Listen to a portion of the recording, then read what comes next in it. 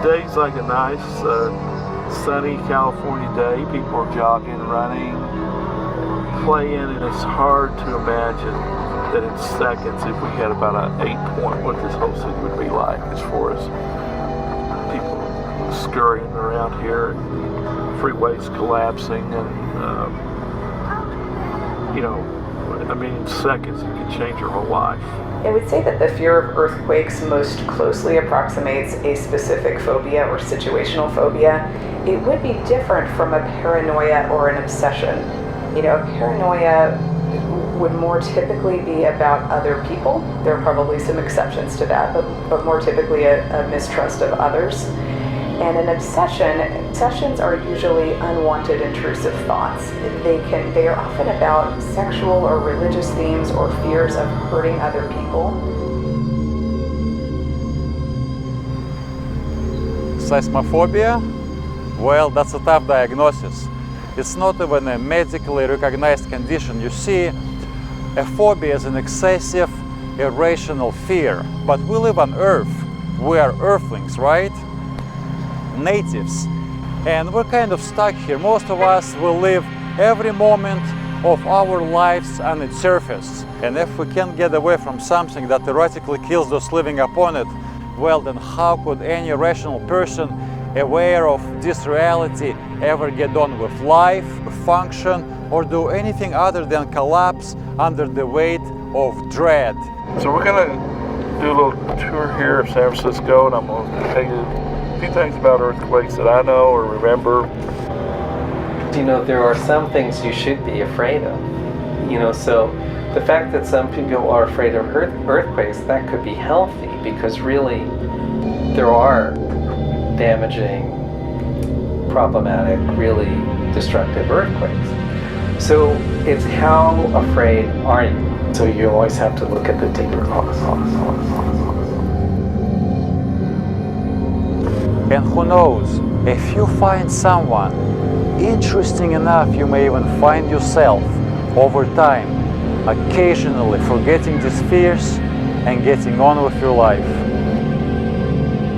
So for it to be a more typical obsession, it would be on a different theme, but also a different psychological experience. A fear of earthquakes is a fear probably of being hurt, being out of control, losing things or people, property, whatever that you love, being displaced.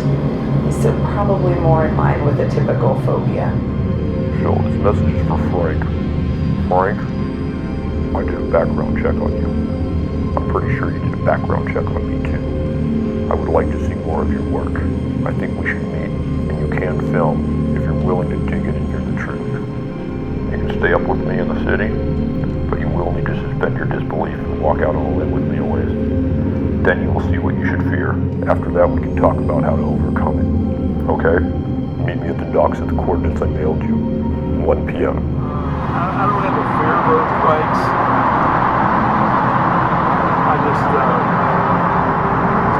I have more fears of car wrecks, I guess, than earthquakes, being robbed, maybe being hit by a straight bullet. If I'm in Oakland and somebody's shooting at somebody and I get hit, that's more of a fear of mine than earthquakes.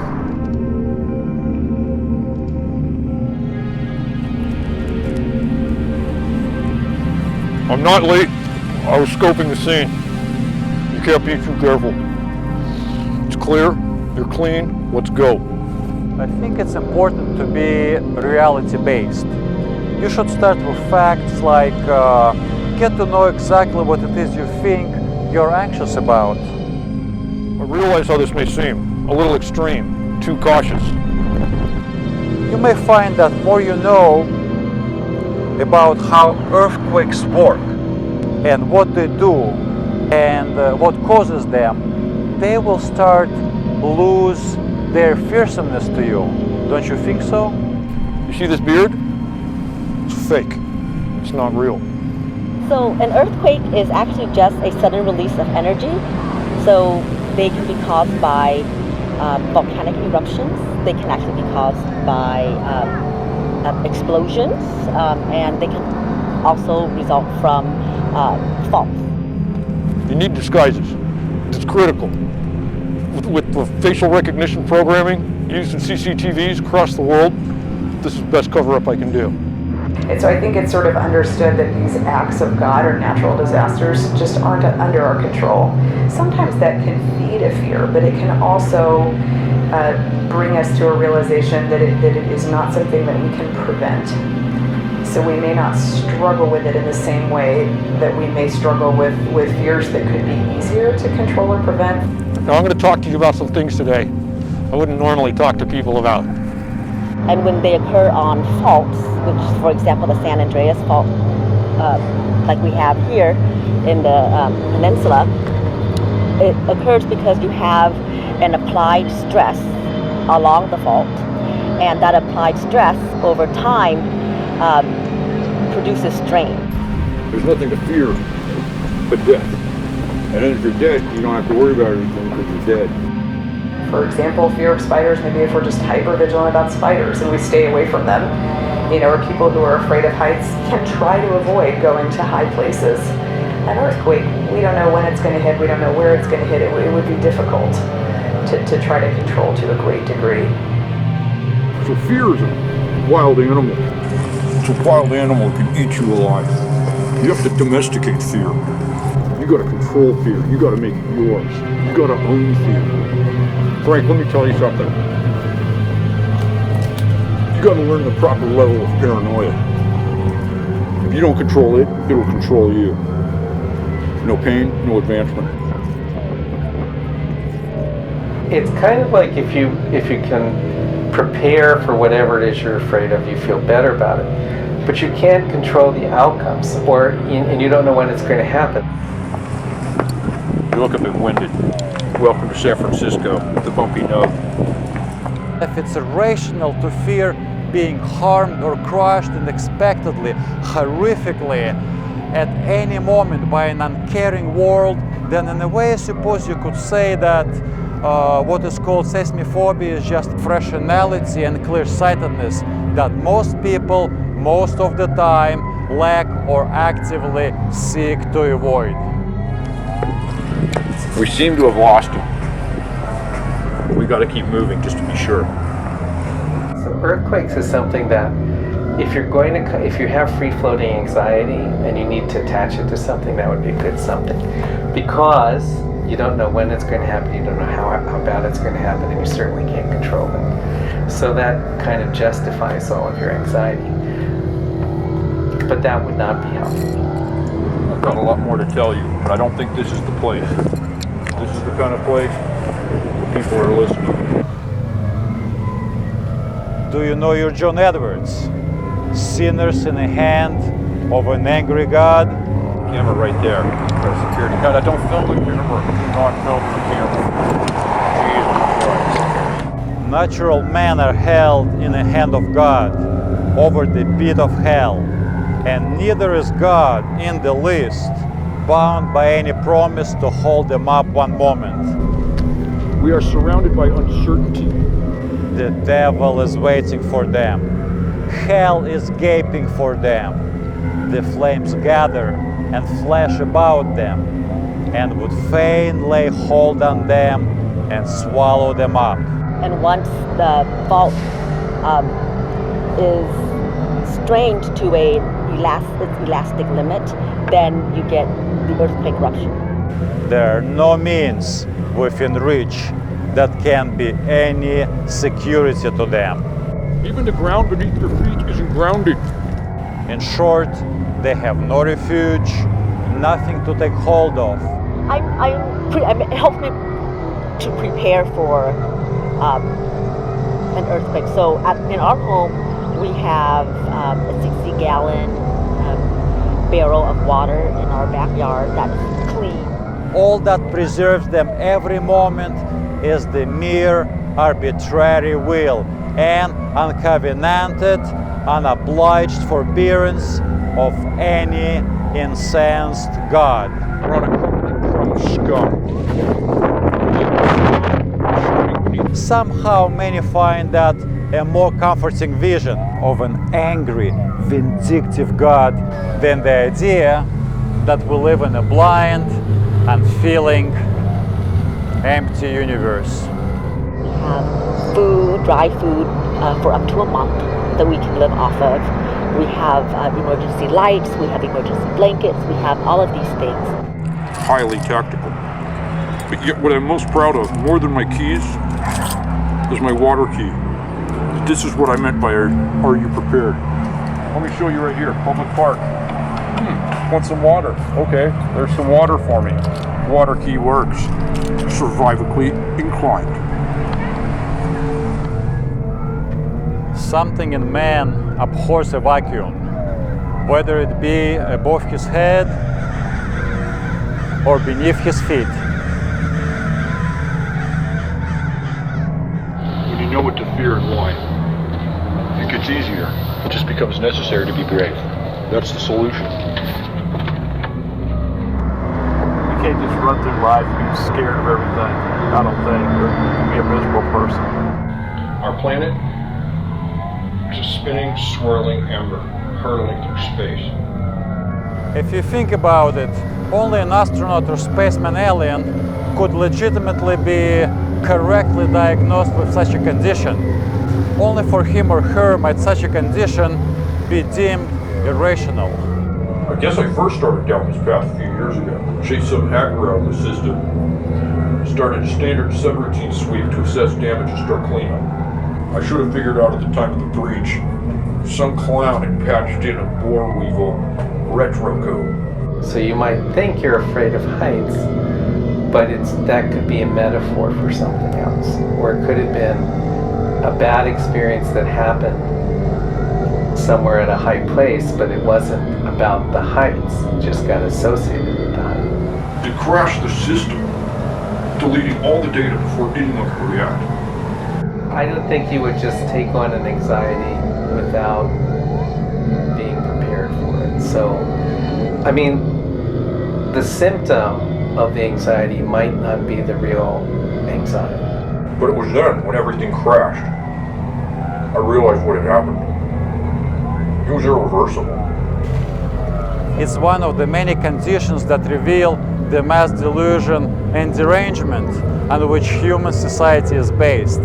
To be normal, to function as we say, you have to ignore or at least pretend to ignore that we live on shaky, crumbling earth. You have to act like you believe you live on solid ground. It takes distraction, illusion, a web of lies. When I looked up from my screen and saw those servers, fried, empty. I'd spent 3 years managing them and filling them with data and code. They looked exactly the same as they did when they were full. It became clear and evident to me at that moment I needed to start identifying and doubting my presumptions about life. Basically, you can't be soothed and afraid at the same time. So if you go to fantasies that give you more solace, then that drives out the fear-based fantasies. It was then that I started questioning everything and truly living. So normal isn't necessarily healthy, but neither is living in fear. You could say that it wasn't until then I was truly born. My eyes began to open and adjust. I began to see things clearly. I began to see things as they truly were. I was here during the 1989 earthquake and experienced it.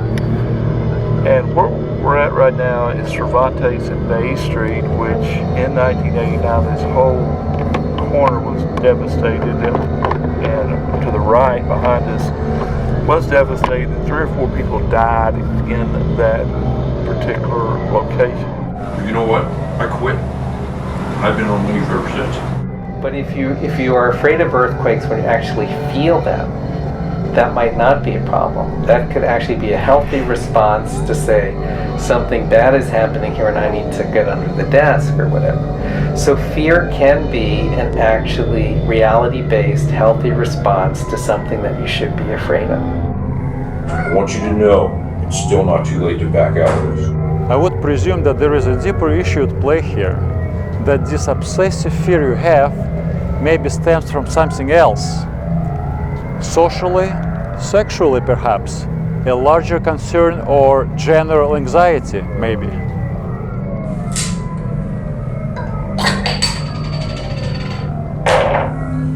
Truth.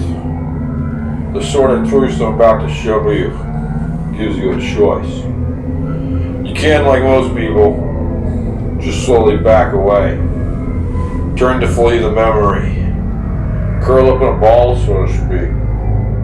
This is upscale now in this day. Probably those apartments rent for $4,000 a month. No one even has a clue that right under them here is built on sand and sediment, not bedrock. So we have another earthquake.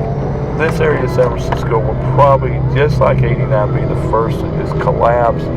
There'll be more destruction right here than any other area of San Francisco. Or you can choose to step up and accept it, enough to affect it.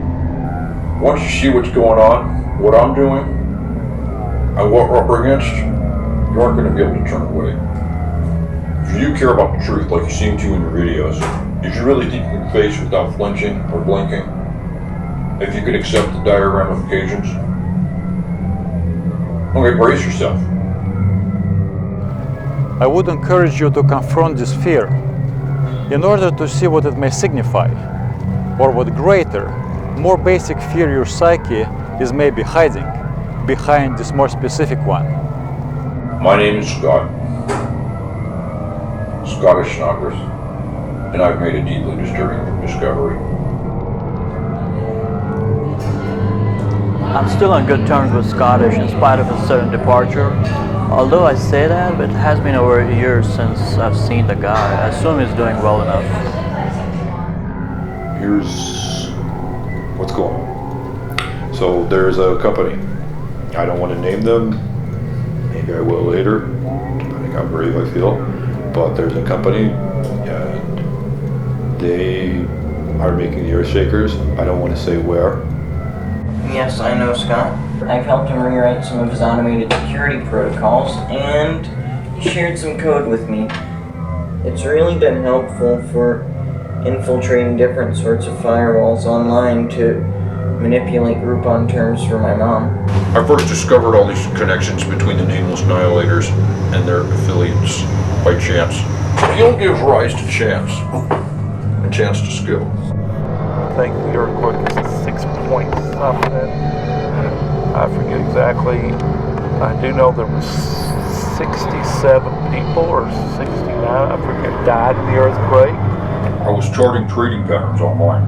The art of discovery advances with invention, so I developed an algorithm that matches correlating sequences. Obsession and compulsion can often be most effectively treated with contextual immersion therapy and greater perspectival framing. So, that my general advice to you: By employing my algorithm, I was able to verify significant linkages between a variety of phenomena and activities both below and above the Earth. Scott's position was an evolving one. He designed most of our software, then put in all the protocols and ran security for the entire system. That's a mouthful, but it's accurate. Then I found this. Check it. So in terms to dealing with anxiety and psychotherapy, there are a few major schools of thought about how that might be done. And some are in opposition to others, and some are complementary to one another. We're talking about a group of people who are trying to destroy the Earth. They're building tunnels underground. They're placing earth shakers at fault lines on major fault points near large cities, along coastlines. Human beings covet to have something in our soul within the ken of our understanding, fixed and immovable, as a rest and support for the mind. These are the main players. You know, this is the main company here. This is the mothership, if you will. Folks are looking for something they can believe in, but they're really looking for something they can't know in a scientifically confirmable way. They only know what they can't know. And they own everything from paint factories to tear gas factories. Of course, every year we always hear about some big earthquake, but it occurs in every other locations, and then it doesn't occur at that location again for another 100 years or 30 years. Okay, that's such a play on words. They couldn't be any more obvious with this. Friends to the core. They're talking about the core of the Earth. To the core, as in a direction. They're going there. Scottish was the best. That's why we looked past a lot of his more behavioral preferences. The guy produced results efficiently. I don't know how, I don't know all the ins and outs of what he does. You don't try to corral a workhorse. You work around any hang-ups or whatever, and put up with what you have to, what you might not do for just anyone else. One of the strangest things they make is they make one of the drugs used to kill people on death row with lethal injection. Scott is unconventional and maybe not obviously bright, but is what some might call an adaptable genius. So we will look at distorted thinking around the source of anxiety, whether people are, afraid of something that really actually isn't that dangerous or isn't that likely. And guess what? Plucking on Limited, very good friends to the core. Code writing is a science, a technical skill, I guess, but a good coder is a poet. Everybody knows. It's pure art. Everyone develops their own style, creates their own modes, iterations, rhythms, rules, deviations. The best are real-world makers, literally. They can spin whole coherent realities out of nothing. And Scott was one of the best. He was right there on a cusp of greatness when he walked away. An effective therapy technique. Think of yourself, your life and fears and problems in light of a big picture. Any big picture. The bigger, the better. To put that, which you fear, in a different perspective, is virtually nothing. A blip in the larger scheme of things. They're funneling money back and forth secretly. Bitcoins. Yeah. We're well acquainted with Mr. Snodgrass and his accusations at the Bureau. Look, there are a lot of bad guys out there, and we want to encourage people to report any suspicious activity. It's the right thing to do. The problem, of course, is that at the same time, when you encourage people who are reluctant, you also encourage people who already want to do the right thing, who want to go out looking for and sometimes finding suspicious activity all around them. We expect that. It's the price of greater vigilance.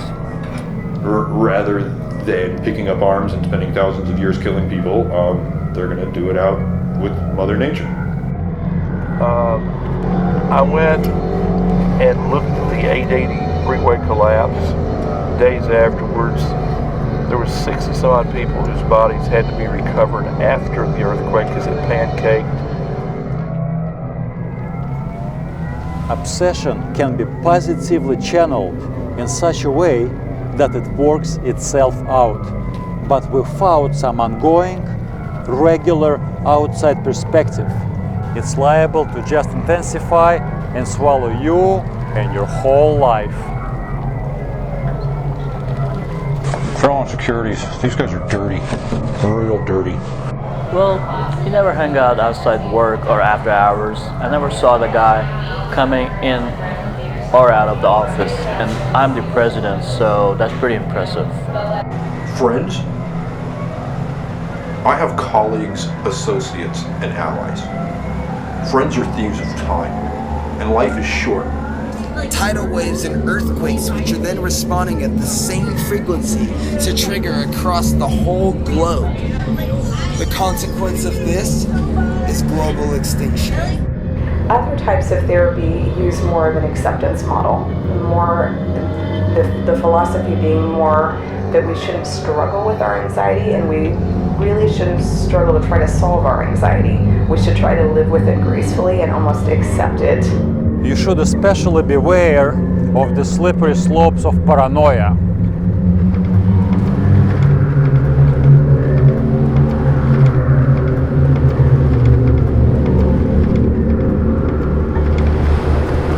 We're here because you wanted hard evidence. This is the only way to show you what I'm talking about is real. We already have eyes everywhere, but they're useless if we don't know what to look for. We need the American people to play their part and speak up if they see something odd. We want a responsive and engaged citizenry. But there are some negatives to go along with that. Some people are always going to think they see more than others. They hate humanity, they hate mankind, they hate being told what to do. They're a bunch of self-glorifying narcissists who believe in total destruction as a means of purification. Paranoia is the inevitable, final state of the narcissist. Scott is a good, sensible coder, a real text tech, but he lacks a sharp wit of discovery towards what is solid and real and what is specious and airy. And that's essential if you're going to be venturing outside of your field of expertise. Those who have few things in view express an opinion on something quite simple. The technology is not simple, the plan, the idea is brilliantly simple. It was a very hot autumn day, and the stench of death was in the air for many, many weeks from the dead bodies that were in that collapsed structure that they weren't able to get them out for several days. You remember that address I gave you? I want you to meet me there in 22 minutes. And be quiet. Look, this is going to be stealthy. We anticipate a large earthquake that will hit Southern California, right? We always talk about the big one on the San Andreas. But, you know, that big one can happen tomorrow or in, 30 years. As you know, Valdez car lots, they own parking lots all over the world, many of which are in very remote areas where they don't even have roads to get to. He identifies solely with how he is perceived by others. His conception of how others do, should, or will see him becomes his sole focus, a God for whom he will bring praise and honor that confirms the worthiness of his hero worship of himself. This idea of others, idea of him. We have actually followed up and investigated some of his tips and allegations, but nothing panned out. You can't ignore some of the stuff he says, even if it's outlandish. If it's underlined in green, that means it's a shadow company.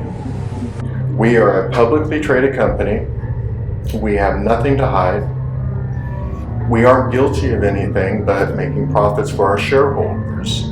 Then they put money into companies that they know will have losses, such as GGM Hydraulics. They failed miserably. But did they fail? That's the real question. All of our records to which Mr. Snodgrass refers are all in the public domain, and they do not indicate what he claims. A 6-point earthquake, that's pretty big. 8.5, oh, that's huge. These guys could make a 900 earthquake. Possibly more, up to 1,200 is my guess. But at least a 900, that's for certain. We don't really know that exact number because we just, these earthquakes occur so infrequently. I don't know. I guess the main thing he was known for I remember once often he would interrupt the meeting, introduce new business into the minutes officially.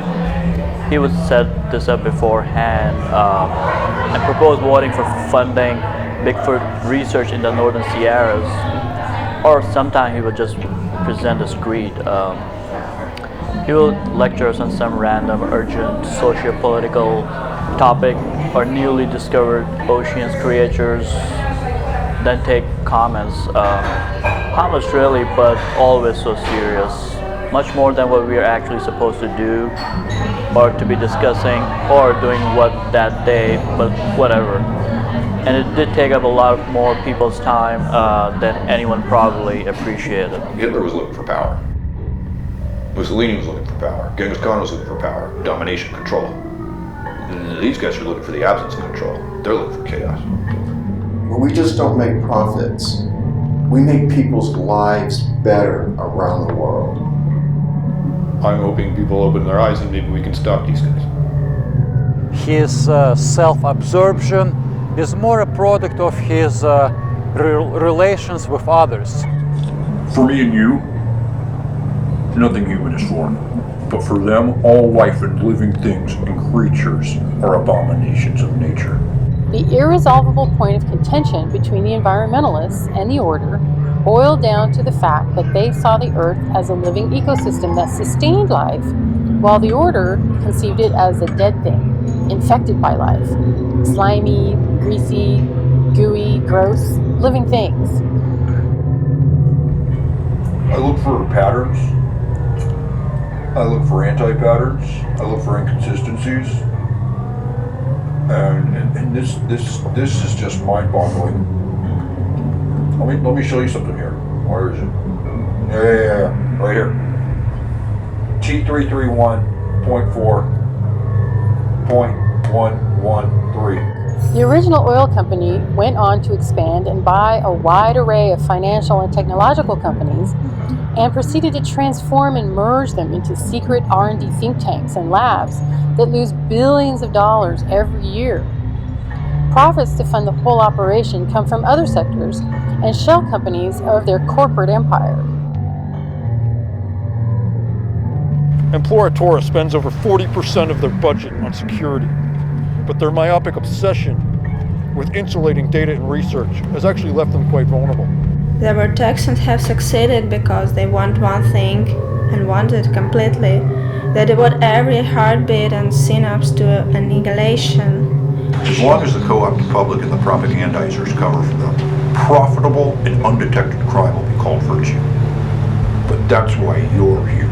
The dissimulation produces errors that somehow ensnare the dissimulator himself. I wondered if I'd stopped to get gas or stopped to get cigarettes, if that would have changed and I would possibly be one of the victims. I have found and exploited their errors online. Now it's time to uncover and bring these misdeeds to people's attention. It is time for the truth. Flee the inquisitive man, for he is a prattler. Ashes to Dust program, that's an interesting group. What they do, they promote death. Wait, he really thinks that? Like, honestly? Jesus Christ. They were quite happy with the outcome. Sterile fruit creating sterile people. You know, it's kind of like, did the symptom develop before the base cause, or did the cause develop and then did you find the right kind of thing to get afraid of? Sometimes those things are not connected. I guess the moral of the story that you're trying to go, car wreck or earthquake or whatever, no one knows the man up above when your day of death is going to be an earthquake. You could be in a place where you were a victim or just a survivor. There's no telling. Because you've got lethal drilling supply right here. Drilling and hydraulics, they are friends. We are very proud of how much money we invest in our research and development, especially compared to those other so-called innovative companies in the area. There's nothing sinister in that.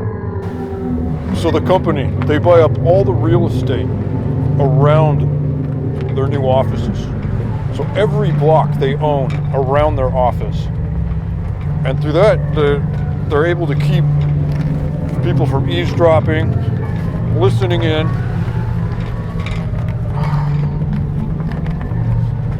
Or, worst of all, burrowing in. You want to rule the world? Buy up all the land, jack up the rents, instant empire. Just what they're doing in San Francisco right now. Before he died, Gavel established a matriarchal line of succession for the order. That put his wives and daughters in charge. Under their leadership, the order has become far less brazen or blatant in its attempts to advance its cause, no longer in the public spotlight. However, Korstruck soon became very active, branching out first into drill manufacturing, electronics, weapons, chemicals, and nanotechnology. In every case, it's a company somehow tied to the Korstruck conglomerate. I suppose it does seem odd that a company specializing in biodegradability would manufacture borehole strain meters or diamonds and gems. The employees don't know what's going on. They're just in it for the buck to work and make money. They don't care if they're into mercury or lithium or, whatever they're doing. Right in the heart of liberal San Francisco is this antithesis, the opposite of so many of San Francisco values. It was founded in 1872 by 6 writers in a very different fashion. It was called the Bohemian Club because of the opera La Boheme. They were poor, starving artists. But they didn't have enough money for alcohol, and they brought some of their rich friends in to buy beer and wine, and the rich folks took over the club. So within 3 years, by 1875, it was actually a rich guys club. Still artists, but it was increasingly becoming businessmen and such. And that's really where it lives today. Is 2/3 of the membership are business folk. It's by nomination. Right now, they are working on triggering large earthquakes through a small chain of tremors along large fault lines. Once they figure out how to set off one small earthquake with another, like the popping of one popcorn kernel that triggers another's, which sets them all off in a giant plate grinding shake. I personally led a team to go investigate some Darbo Suture pet food company out east because Snodgrass had convinced enough people that they lacked any records of purchasing enough meat to put out as much kibble as they do out of such a small factory. Now, this company was still purchasing a lot of other ingredients that maybe could be used for a bomb, and the country was in high alert. So, I was sent out to check things out, pull records, search the premises, just in case. It's become routine in these cases nowadays, but Snodgrass wasn't worried about that. His concern was that some preservative they were now using would turn cats and dogs against their owners into rabid killing machines. That was crazy, but somehow he mentioned enough details about these discrepancies to the right person at the Bureau. The system's been hacked. They hacked the planet. What? He really believes that? Come on. Like, let's be real for a second. Like, that's not real. Okay, you can make things up, but that doesn't mean that they're real. Like, that's just a fantasy. You're living in the fantasy, man. Like, that's ridiculous. Yeah, you'll be laughing when the whole fucking world's gone. Because of this, all we can do is plan of the inevitable. We have to watch at the 36 different points and measure the fault lines and be prepared for one of their triggers. For what we can do is then trigger an explosion at one of the other fault lines to cancel out that effect and then not cause a global extinction. They've been doing this for years and years. It's how they operate. Because they're so paranoid, as they well should be. But they take it up a notch. It turned out the place was family run and had been doing pretty well when the owner died about a year ago and left it to his wife, who put her sons in charge. The sons obviously didn't know what they were doing. The records were in disarray. So They might have been looking at some tax code violations, but there was nothing criminal or nefarious going on, just mourning and neglect. The place was struggling already, and I don't think that a government investigation shutting it down for a day helped matters. They were closed and gone soon after that. I think that guy Snodgrass owes that family and their employees at least an apology. I don't think he even cares. He thinks he saved lives, and he blames us for tipping the family off. The balls.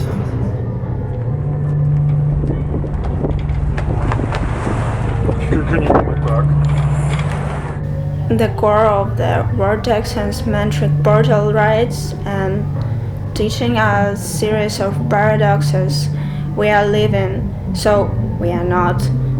We are dead, so always dying. We are when we are not. Becoming nothing is the only way to be. There is no smoking gun when they use such benign words such as foundation, research center, recovery project, program, rescues. These sound rather innocuous. It's true that we spend a lot more on nonprofit projects and foundations. We're a different kind of company. We want to make the world better. Teach kids now, teaches kids to hate. No, I cannot be expected to know what our various foundations do. I mean, I'm focused on growing our business, opening up opportunities, expanding the ways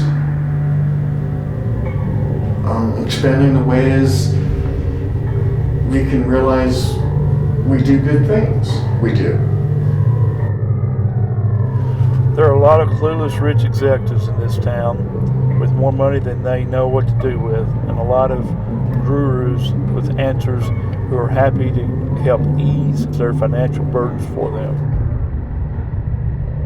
Look at Dignitia's mission statement and motto. They're all about calming the flux and giving rest to the restless. This is the sort of language you'd expect to find in the financial portfolio of a public transit company that, for some reason, now manufactures large drill rotors? So Sunshell, they're dangerous. Zolar Images, they make animal porn. That's obscene now. The Hypergrowth Project is a positive project. We think it'll do a lot of good. I mean, that's what we're about, not profits. Forever Fun Toys. They create toys to make children stupider. I don't want to talk about that. I want to talk about our new foundations and some of the new embeddable tech that we're unveiling next month at RentCon. This is what you people don't understand are these patterns. They just pop up and they're like flashing Vegas lights. Hey, hey, hey, hey. And that's what I see. So there's correlations with everything. And simple people laugh them off because they're interesting. The facts, not the people. So what's the ruling principle here? Just boldly throw some mud and hope some of it sticks? I don't think that's how the scientific method works. In the end, it was, I think, the consensus that he simply upset the balance of fact we try to maintain here with trifling opinions. Or, as someone in HR put it, he destroyed the balance of things with the minutiae of words spot on. It is a small but desperate conspiracy of a few demented souls who are all schismatic in nature and find solace in despising humanity and rejecting all charity and science by using those very things as cover for their deeds. It's great to have these ideas that kind of explain everything, wrap things up in a bow, neat and tidy. And I get it, because there's this feeling that we want to explain things, because the world's chaotic, bad people get away with things, good people die. We want a way to make it make sense and make it justified. And that's a natural longing of humans, but unfortunately the real world doesn't work that way. So if I talk about Loch Ness monsters and UFOs, people are going to think I'm an idiot, dismiss me. But if I get factual evidence of purchases, corporations, physical fucking evidence, documented,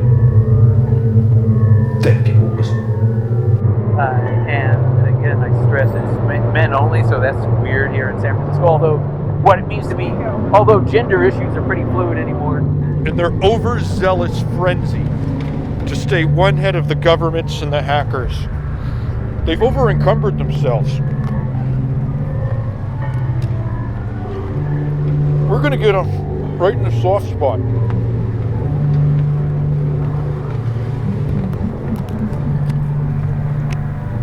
They are not legally speaking charities. They're LLCs.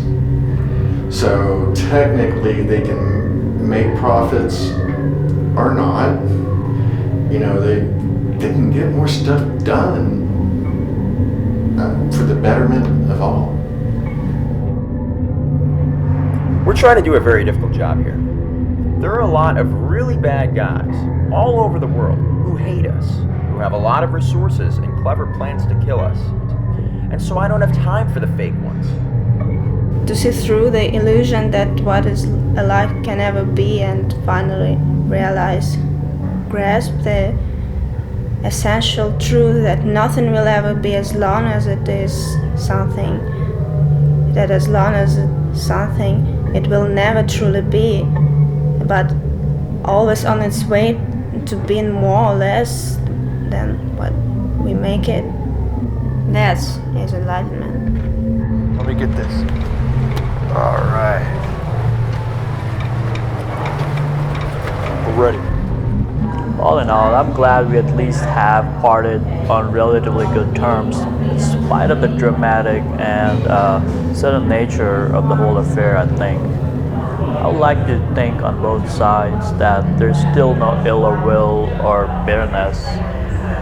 It wasn't personal or anything. I don't think he was ready to walk. He walked, and we were maybe ready to help him get what he wanted. They are worse human beings in proportion as they are better annihilators. That's part of our long-term, forward-thinking R&D budget. All profits are anticipatory. And as new markets emerge, well, it's complicated. But we have to make sure that our explosion is not at the same frequency. Because if we trigger an explosion at the same frequency across all the different fault lines, it's too late. We've always caused a global extinction. A lot of my research is based on Native American folklore, which I call fact lore. Hi, my name is Madeline Barton. I am a scientist. The Ohlone people descended from the first people and were the first human beings we know of to populate the San Francisco Bay Area, and have provided us with some of our earliest and still most dependable records and understanding of the seismic forces beneath our feet. I went through the 89 earthquake in San Francisco. I see people that when they were millionaires, the next day were living in a homeless shelter. The bailouts for Course Direct were the right decision then, and I think, in retrospect, the right decision for the state and the world. I mean, in the positive transformation movement for our investors. In the larger picture, I mean. You know why I'm bringing the camera, right? Yeah, so we can document everything. I can't just go there and tell you what we saw. You see how deep this goes? You don't mess with Ohlone magic. It's too powerful, dangerous. You can't control it. You leave that shit to the Ohlone. But the Order knows this. They realize the danger. They know they can't control it. That's the whole point. That's what they're all about.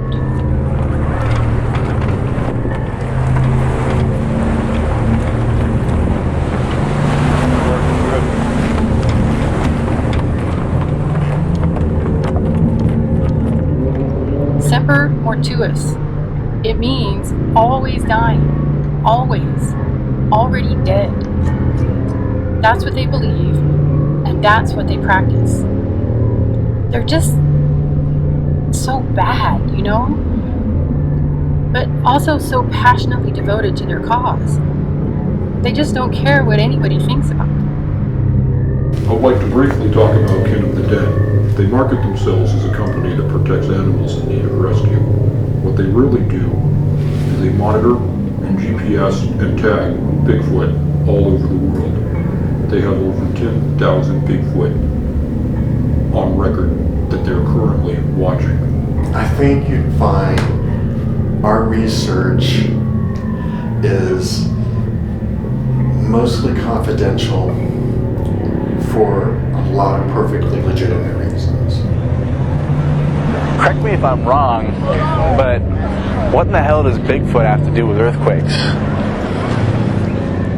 Mercury. Mercury. Mercury.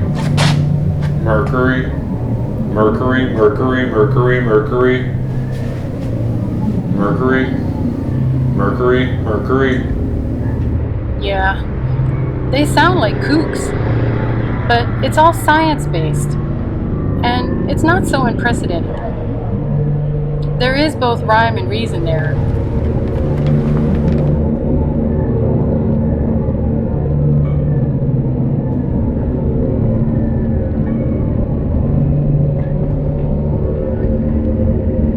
We didn't write the laws. Congress chose to copy and paste sections of our proposal draft. You know, legislators aren't known for their originality. They like to borrow language, and if it's ours, we're all for it, for improving people's lives.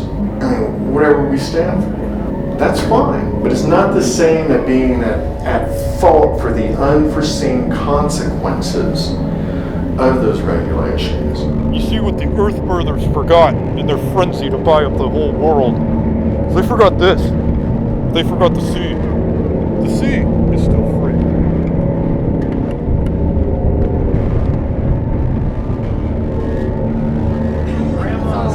There was this one time, Snot was always distributing copies of flyers and memos and literature around the offices about different stuff.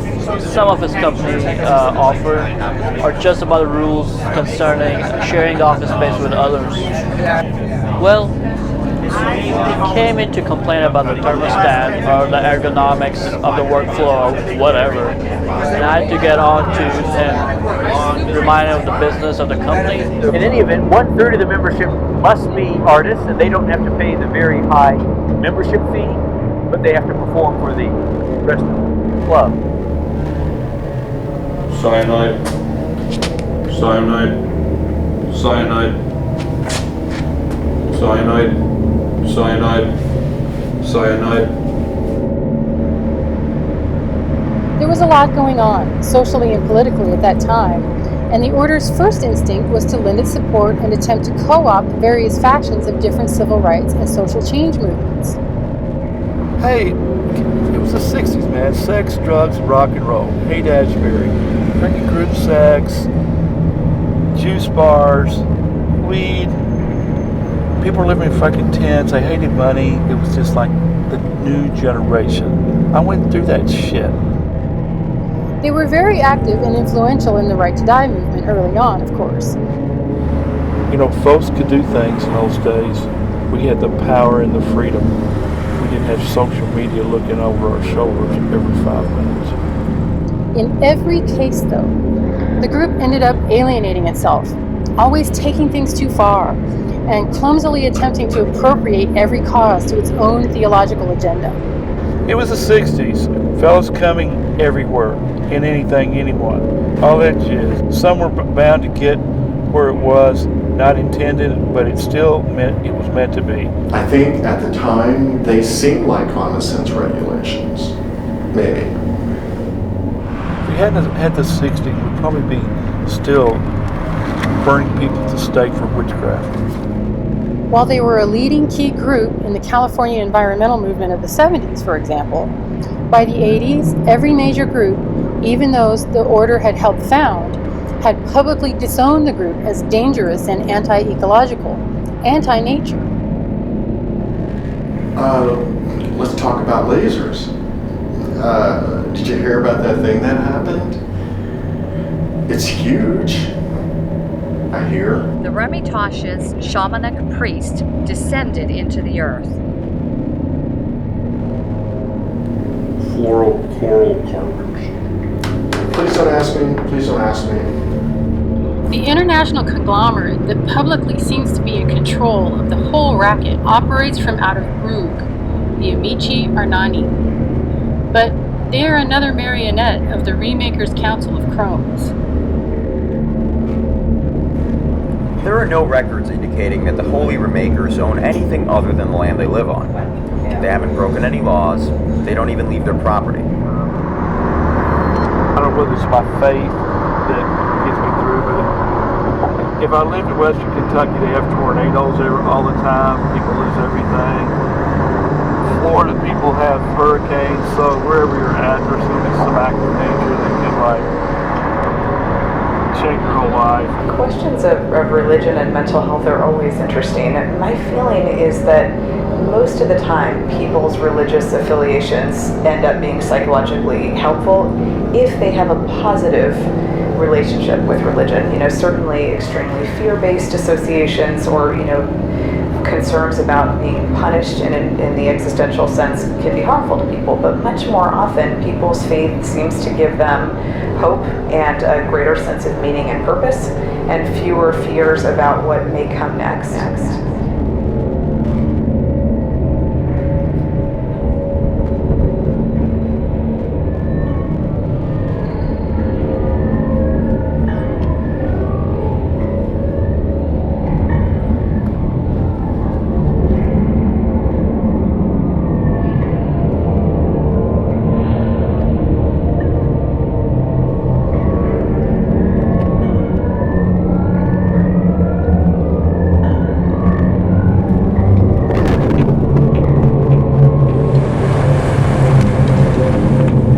Life is beneath until it becomes self-aware, aware of its being alive and not dead.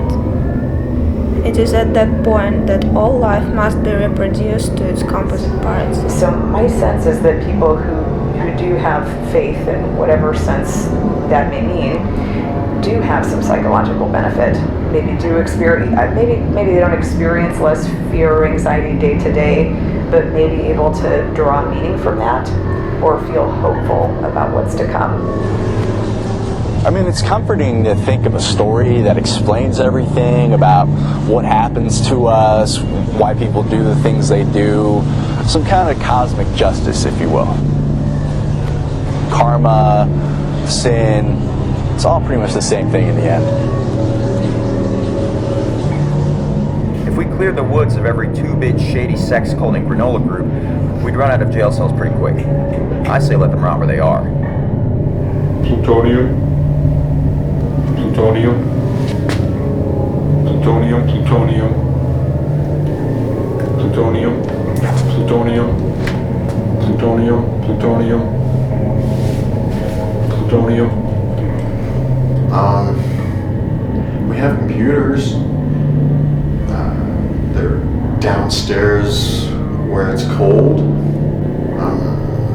They can talk. Would you like to go see? That's what used for these old fuckers who panic when they can see a speck on the x-ray wasted their youth. They really thought they were going to live forever. Deep down, probably still do. These guys are Mongolian death worm hunters.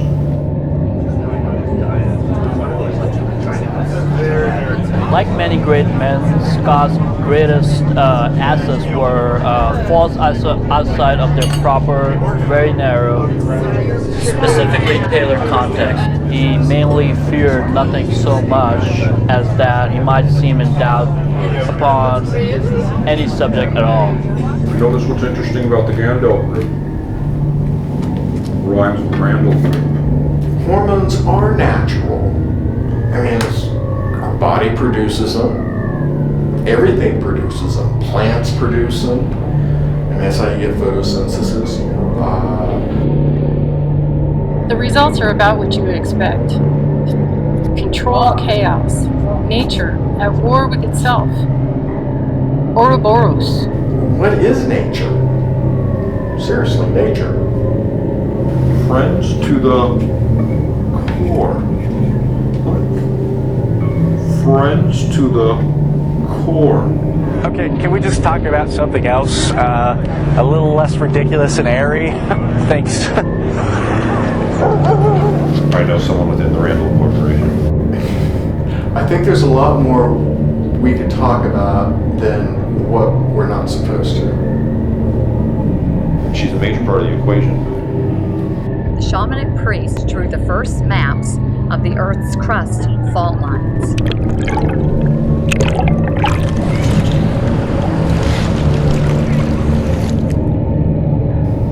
She's a good person.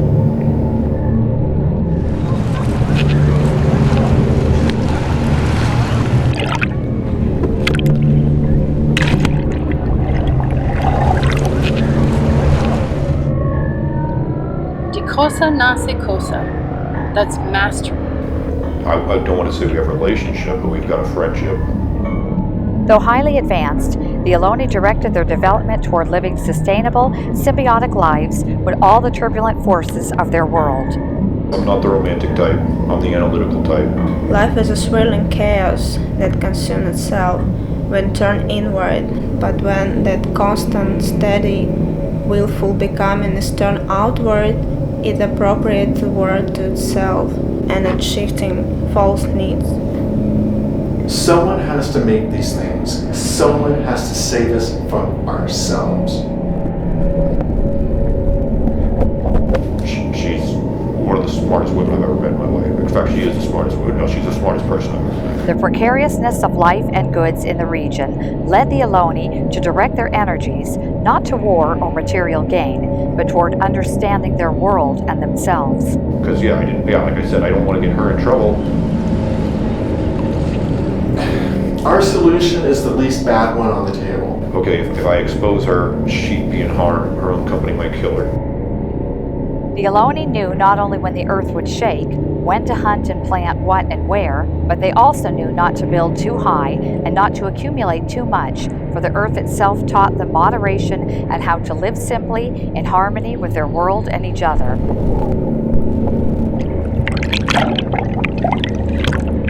I'll talk to her, but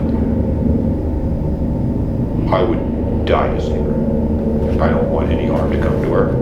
However, harm will come to her if the Randall Corporation follows through with their plan of destroying the Earth. The Ohlone people were really at one with the earth. They put their focus towards building up the earth and becoming one with it and helping one another.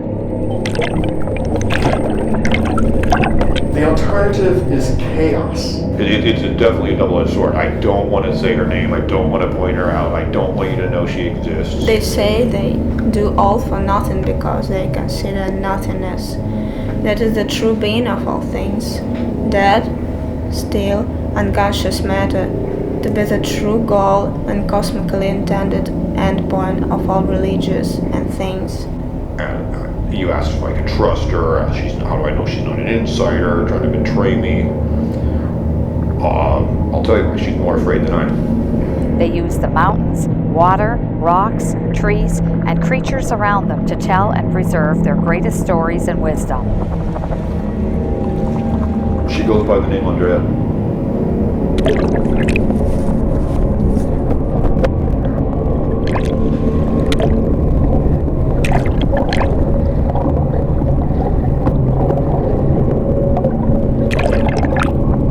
They would geographically locate the sites for rock and tortoiseshell mounds all along the peninsula, which when analyzed from a distance above are revealed to be a linguistic pattern of communication.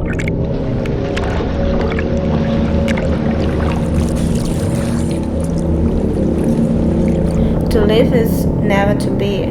It's always on its way to being something else, and never the same as it was a moment before, until it stops becoming by becoming nothing. But to become nothing is to finally be something. The only thing we ever can truly be, blind, bound, particles.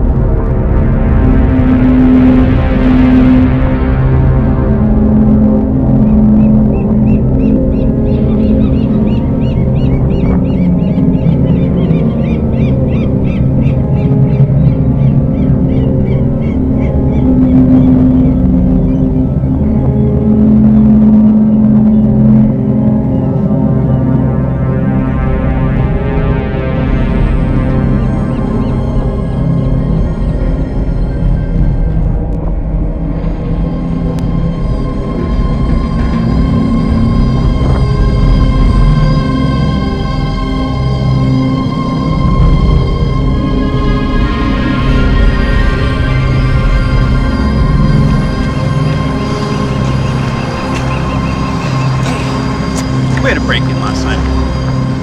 It happens. The important thing is that we address it so it doesn't happen again going forward. More people worship the rising than the setting sun. But the whole purpose and end of a thing are more important than its beginning and the source. My name is Lynn Goodson, and I am the Director of Security, also known as Head Encourager.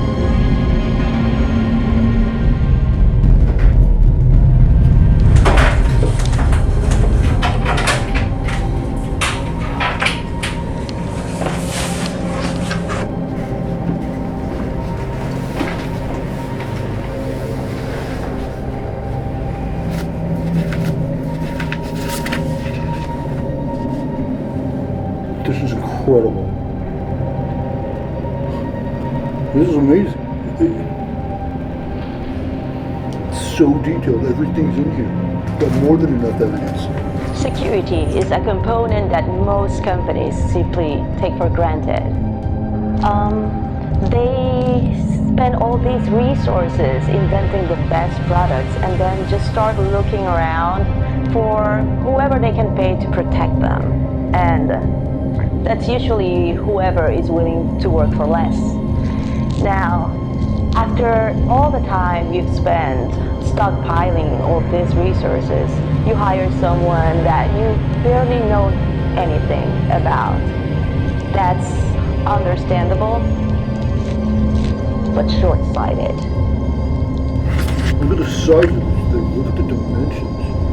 It's amazing. It's huge. Our job is to address the issue, find out where the leak is, and patch it.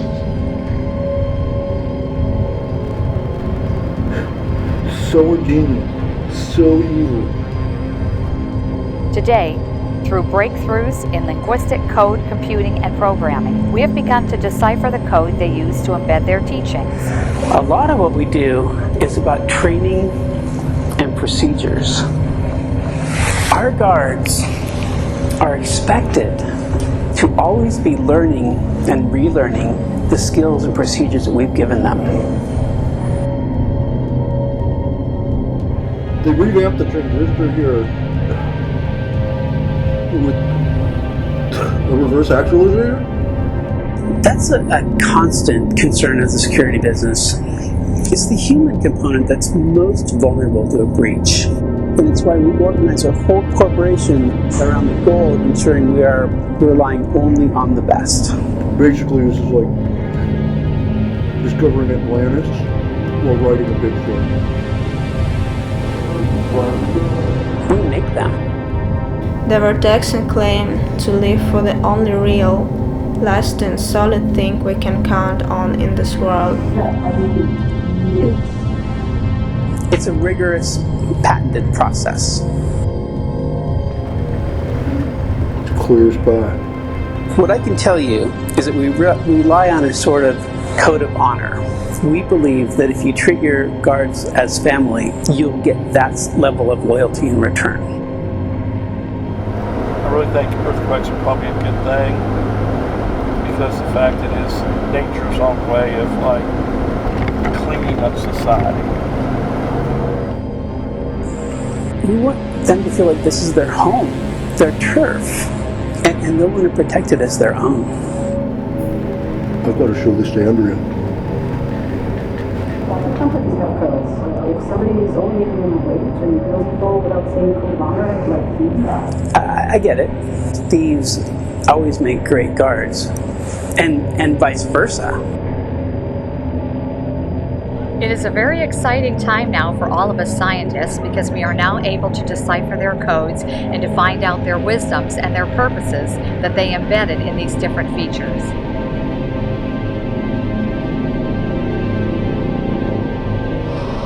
It's the only tangible evidence we have right now.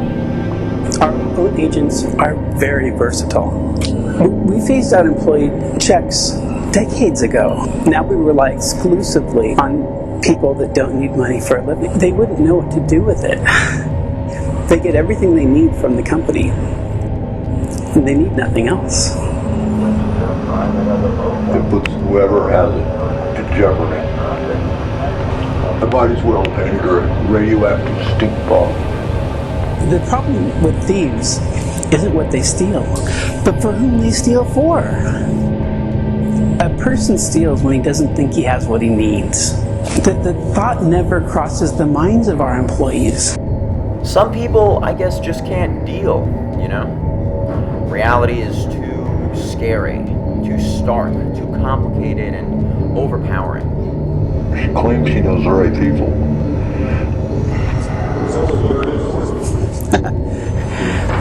It really is.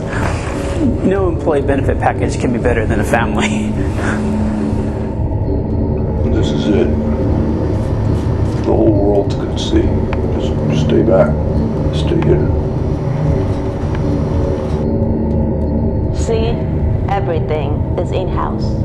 We do not have to worry about outside influences because these guys, they never go out. They owe everything to the company, so they stand behind it and behind everything it stands for. People are babies. They just want to believe what they want to believe. Somebody tells them something, they believe it. They don't even question it. And you wonder why we have people that believe such bullshit these days. Got everything. Keys. Wallet. Knife.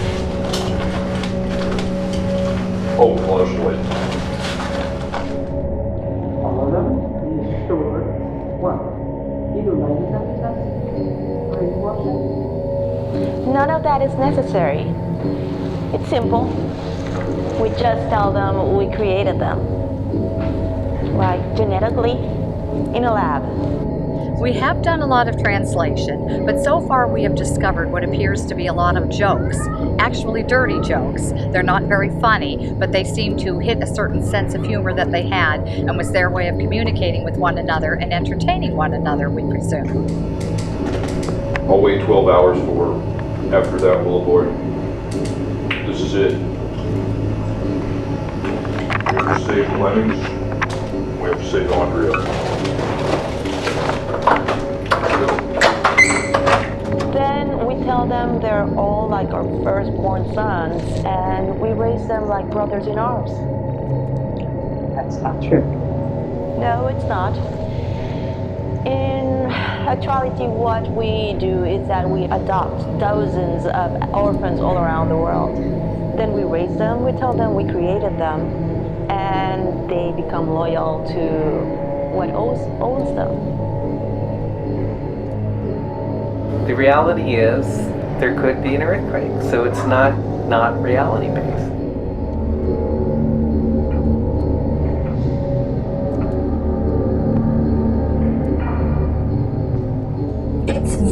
difficult to cultivate real fortitude. Even harder to tell the genuine article. We try to instill confidence and swagger in our boys, but it doesn't always take.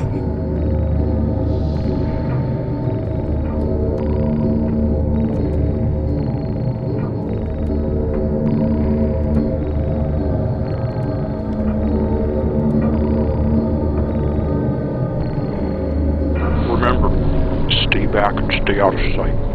I'll meet you back at the van.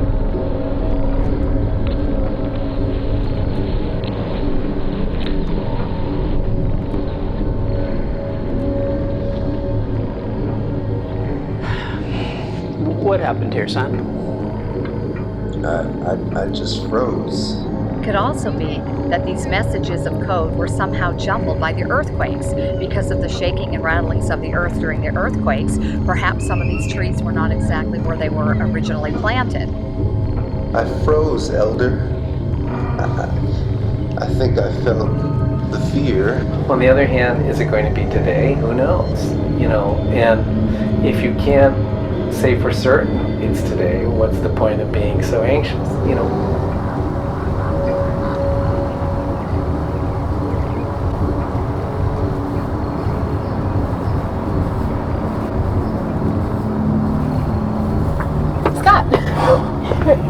What's going on? I was freaking out about that message you sent me. What happened? What happened with the stuff I gave you? Hey, you don't understand, alright? It's worse than we thought. I haven't felt so cold in such a long time. Here, this is why.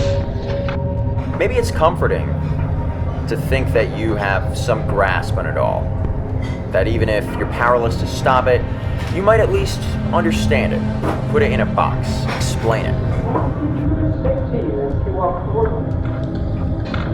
He told me a story about my gun. I gave the schematics of some of my friends who I could trust in R&D, and I haven't heard from them since. We think that it's going to live forever. We think our parents are going to live forever, but we don't live forever. And sometimes an earthquake comes along and it shatters our whole belief in that, because you or your family members, when they are gone, and one day they're here. It's so quick and fast, the earth starts shaking.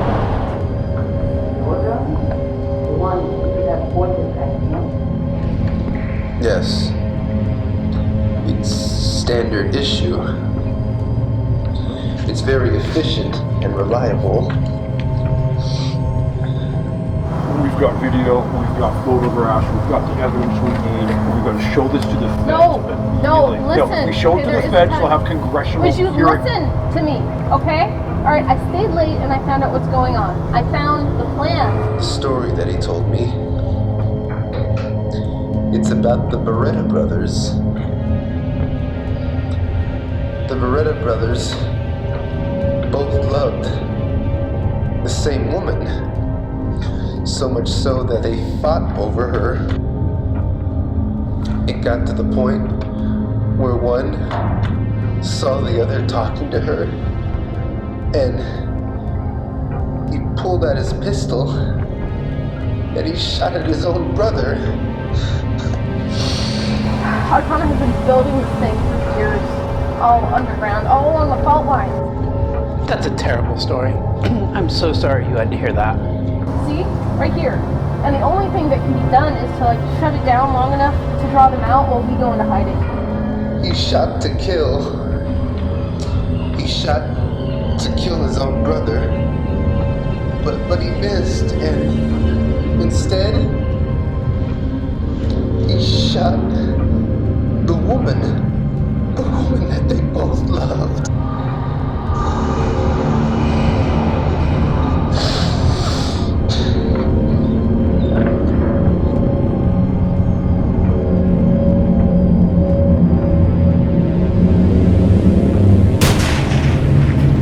That's not what we're here to discuss. They both were filled with grief. But after that, they to making the most reliable and accurate barrels that the world had ever known, so that no one would ever miss again.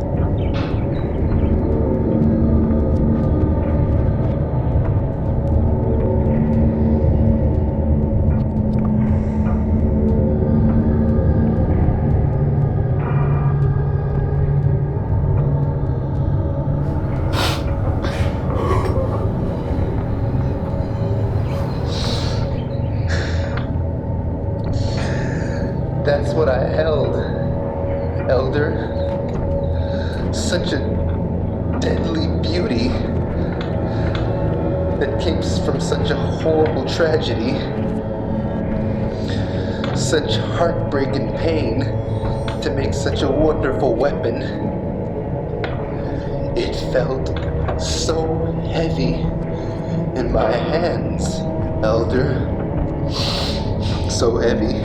When you tried to take it from me, I couldn't resist.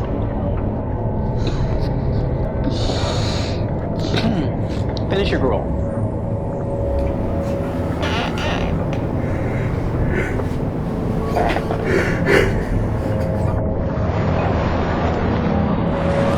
Ultimately, we can't really know why things are as they are. Some things are just inexplicable. You know, they just happen because they happen.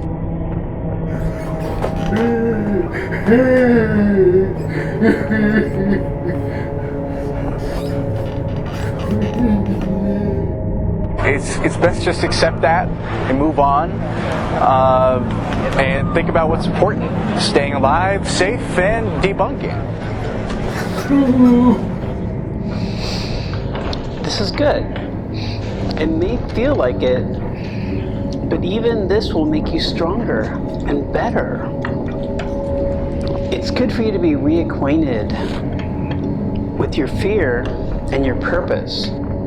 I'm glad for you to have been blessed with this random stroke of luck. Now you know yourself.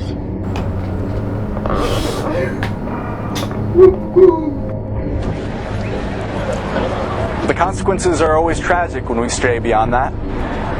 Beyond that, there's nothing good, nothing knowable.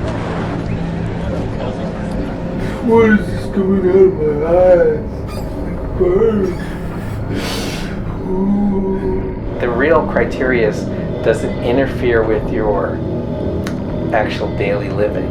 You know, so if you can't go out because you're afraid of earthquakes, that's a problem. Oh, my eyes are wet. Earthquakes are like a warning to people on the earth to change their way of life. And you get a couple of opportunities of warnings, and I think when the big one comes to kind of cleanse the earth of all the issues and problems, the greed, and all the other things that's so wrong with this world. I just don't want to talk about this right now. This is their heaven, their nirvana, or enlightenment that they say the universe has revealed as its merciful promise for us, to be freed from the hellish non-existence of having to live. The dead continue to live in the memory of the living. The Alonis knew that. They dealt with death by confronting it. They wrestled with it. They saw how limits define life, define us. They knew others' limits could ease their own. It is a very exciting time because we are just beginning to piece together a lot of what is left of their wisdom about how to live out our cosmic purpose. It was Coyote who brought it about that people died. It was thus because our hands are not closed like his. He wanted our hands to be like his. But the lizard said, no, they'll be like mine. He had 5 fingers, the lizard. He had 5 fingers. And the coyote only had a fist. So now we have an open hand with 5 fingers. But then Coyote said, well, they'll have to die.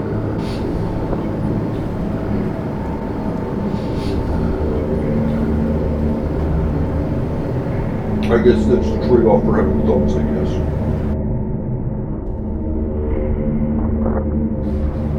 I'm all who's left. She can't die in vain. We've got to make this right. We've got to fix what's wrong.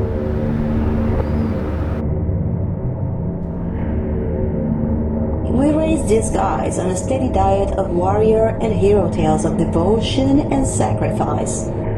They are not familiar with the concept of deceit. They've been conditioned to probably believe whatever they imagine, and that they can because they think they can. It's handy for training, but makes them suckers for stories. The problem is they get too easily confused when there's no clear hero, or purpose, or objective, or the bad guy seems to win. It raises questions.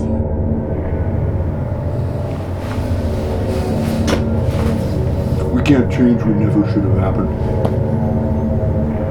We just gotta make sure it counts. It has to have been for something.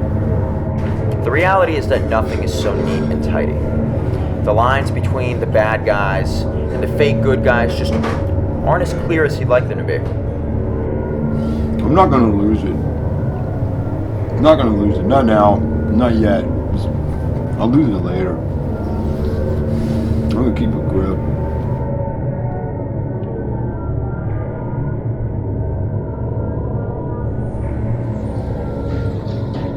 You've got to don't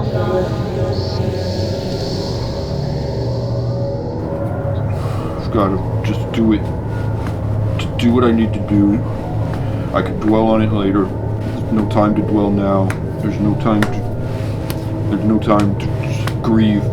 Vice often lies in close proximity to virtue.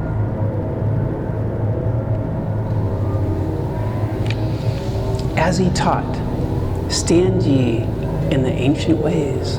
There are times, extraordinary times, where you just have to push away all the pain, the questions, the problems, and just act. And that's that. That's all she ever wanted from me. And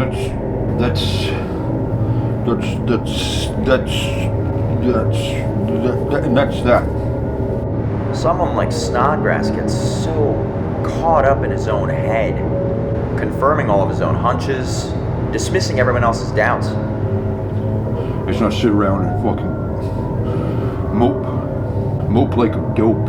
No, I've got to frickin' do this. Going in there. conquer yourself now. I owe it to him.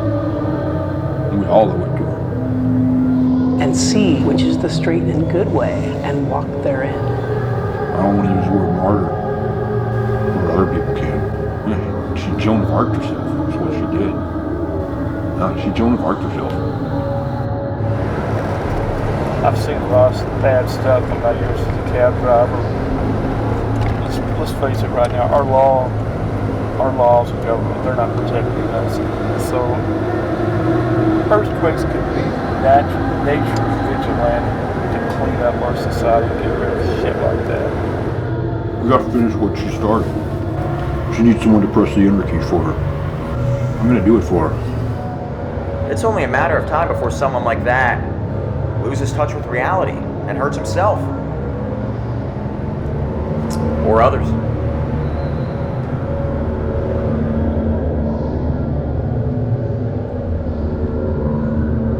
It appears that they weren't all just dirty jokes, but might have been showing off their wisdom to one another as a way of entertainment, and to cloak their wisdom and pass it on from one to another.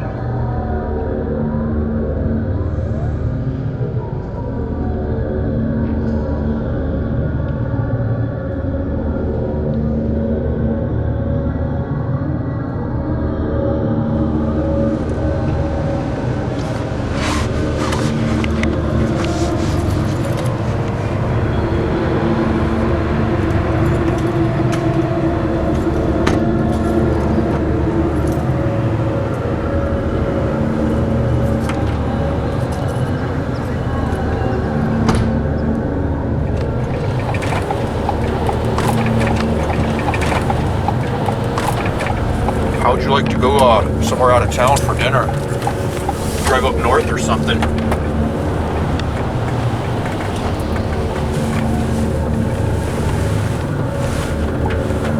Nobody's doing what they don't want to do here, okay? We all make choices. We're architects of our own fortune. All right?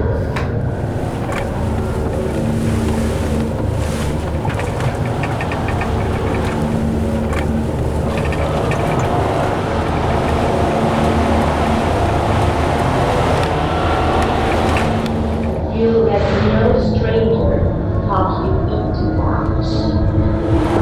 I feel like driving. Are you terribly hungry?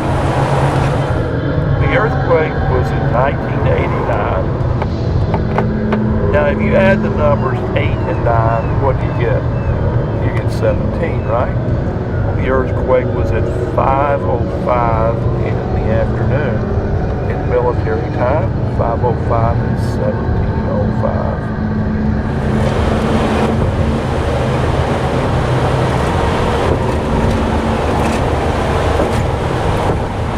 One final thing I have to do, and then we'll be rid of the threat from below forever. In cognitive behavioral therapy, which is an empirically supported therapy for this type of problem and several others, the idea would be to approach the source of the anxiety. The natural urge is to avoid what makes us anxious and uncomfortable. Unfortunately, that can maintain anxiety by providing us with a sense of relief. To complete my mission, begin the cure.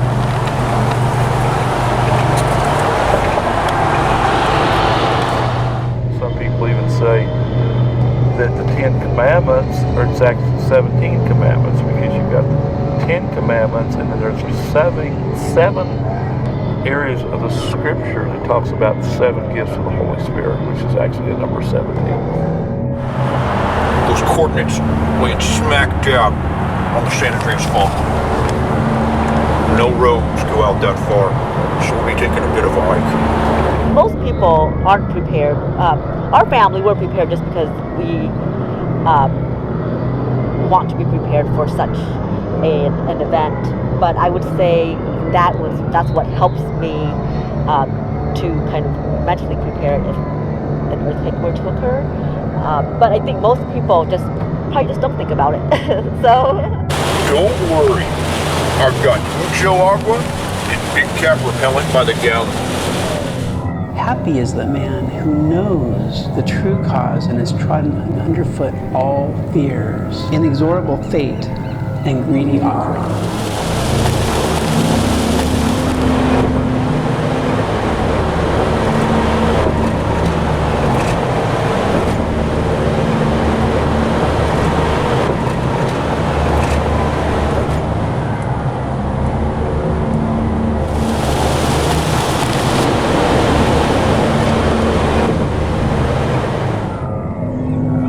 Subdue the infiltrators first. Then we ignore their words. I have a great affinity for these trees. I appreciate it, unlike you.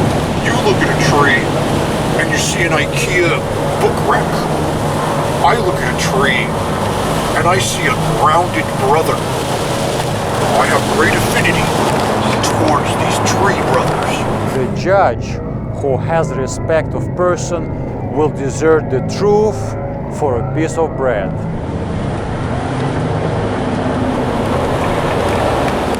Their name is Sequoia sempervirens. Sempervirens means always around, always the same, deep but not profound. My shame is the misorder's glory. I have become anathema to the earth for the sake of my brethren. There is no greater honor than this most shameful brand of dishonor.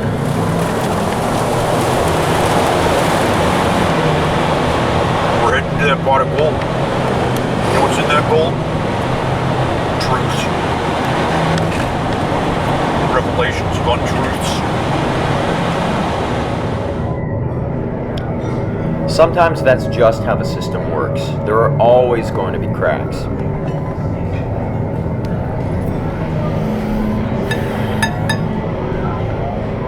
And you've got to expect, sometimes, people will fall through and people will get hurt. You know what I see when I see a rainbow?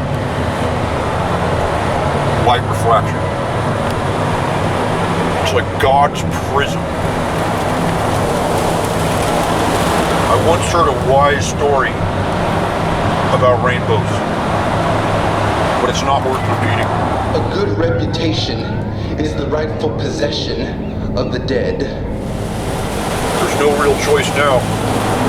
I've got to go under the earth one more time for the last time forever. Listen to me, son. You're guilty of nothing other than having dared to despise vain things.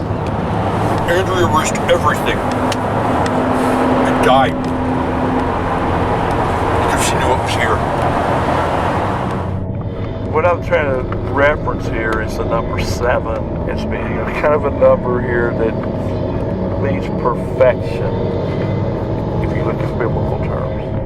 I need to show you what Andrea died for. This is our home, your heart, brothers in arms. These 3 trees here, they're the same ones the lonely hunters used to use to guide themselves. They were just here in the terms of cosmic time. You can almost feel the presence. When it's real still, you can almost hear their voices echo against the rocks. It makes me feel connected. But like some things do stay firm and constant. The Ohlone people knew a lot of things that Western scientists have only begun to discover. For example, they believed that earthquakes could not only be predicted, but they could also be caused.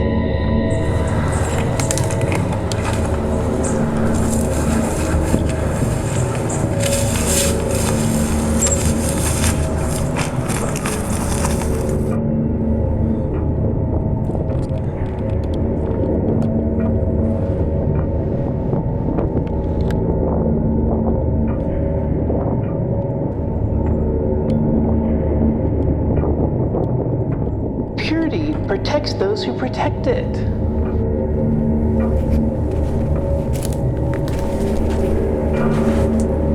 There, small cavern leads to a big surprise.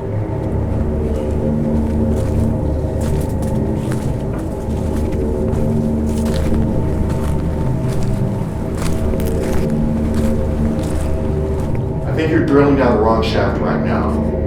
I think you need to just back it up.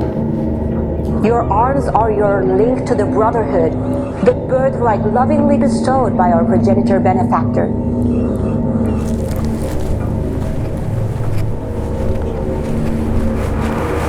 Andrea once told me,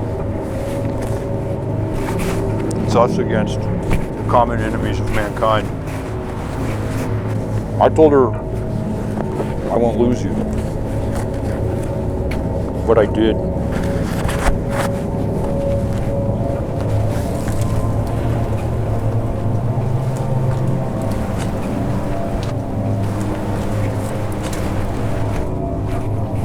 Come on.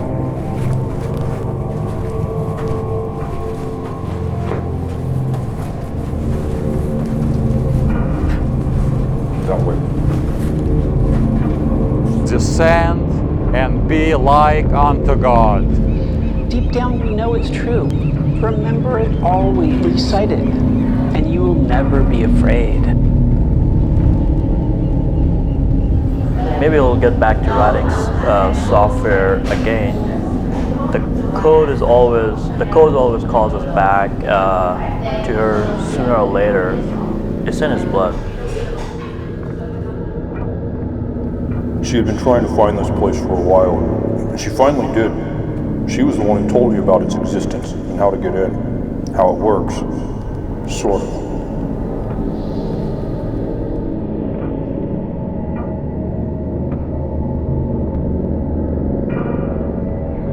The land of the dead has only one road. A woman died, and her husband went to her gravesite where she was buried. He slept next to where she was buried. You will will not be disarmed. You are an arm of the whole, and you are your arm. Disarming is not an option.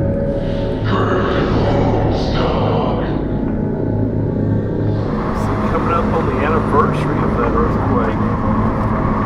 Oh yeah, I think it happened on the 17th day of the month too, didn't it? 17th of September of 89, or is another 17 in that? We do not hear false learners' lurid tales.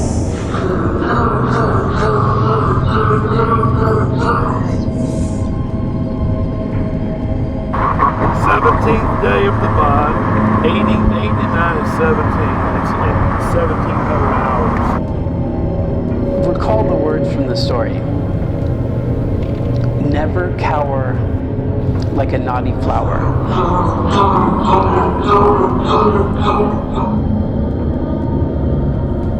Finding this place was as far as she could get, but we must go on. One night, she rose from her gravesite, brushed the dirt off of her clothes, and headed northward. Her husband followed her close behind. They came to Chitanguwa Tibi Netcha, the bridge to the land of the dead. The woman crossed, and the man snuck in behind her. The watchman smelled the man and offered him food and drink and allowed him to dance with his wife and take her home in the morning. One doesn't often get a second chance. I want to stop being haunted. They left before dawn, but had to sleep for a while due to all the food, drinking, and dancing. When the husband awoke, he was lying next to a log. His wife was gone. The words of the plumber are noise, signifying non-existent nonsense. Right, my dog?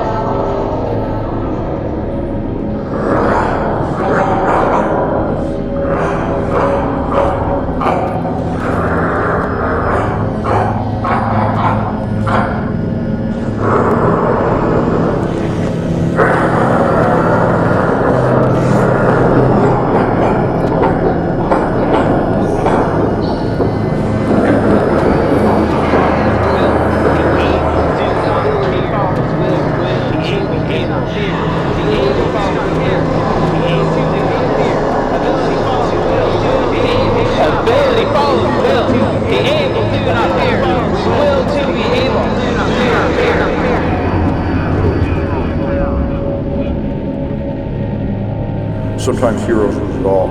She did. She lived for others, and now she's dead.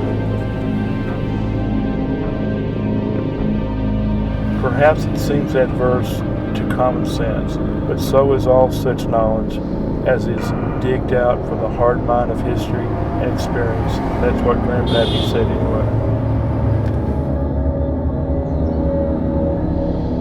Before there were human beings, there were two spirits, good and evil, who fought over the sea.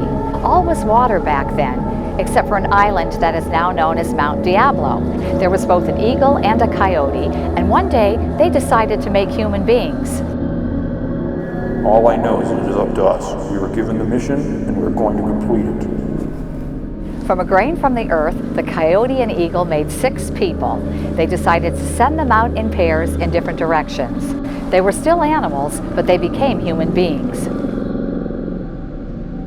The reality is, fear cannot be cured. You can only put it in perspective, especially in regard to other, greater fears. The key is patience. We've got all the time in the world to heal.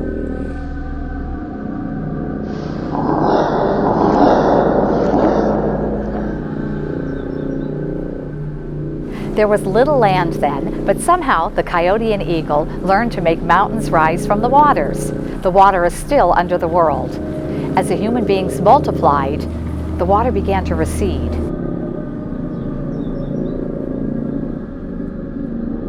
It is necessary that I go down, not that I live. You think some techno-nut engineer is your savior? He just wants to be us. It's the tainted cry of the weak and vanquished. He's a marked man, a born loser, baby. he's gone, we're all finished. At that time, the Golden Gate was a chain of mountains, a great wall that turned the river south. Then the sun stole an Eloni princess, and as he set in the west, he stumbled and demolished the mountains, creating a great earthquake that cut the chain of mountains in two, allowing the fresh waters of the valleys to meet with the oceans through the Straits of Ulupa, which we call the Golden Gate. I'm going down anyways. It's my second chance. We're running out of time. It was a good start, but it's just that, a start. Instilling resilience into these boys is a long, arduous process. You never know if you've succeeded or not until it's too late. I think this guard will make it. He has heart. He is a listener. That can be an asset or not. We'll see. It just keeps going, all the way to the engine and control rooms. And locked in there, we'll find a computer for which I have the password.